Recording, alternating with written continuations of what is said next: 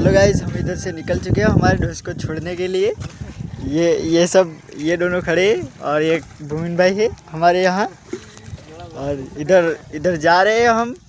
और ये बादल का मौसम भी देख सकते हो आप, कैसे कैसे बादल छाए हुए हैं, और चिड़िया भी जा रही है इधर से, और हम भी जा रहे हैं। और ये हमारा कमलेश भाई हंस रहा है। एक गोपाल भी उंगली दिखा रहे हैं हमको। हम क्या करें अब। ये हम इधर આટલે અમે ક્રિકેટ રમતા હતા, પણ હવે નથી રમતા કેમ કે અત્યારે ભાત રોપ્યું છે એટલે ને આ બધા થાંભલા છે આટલે આ બધા ને અગાડી જાહે તો આપણે આ પેલો બગલો ચાલ્યો છે એને બગલો તમે શું કહે તે ખબર નહીં।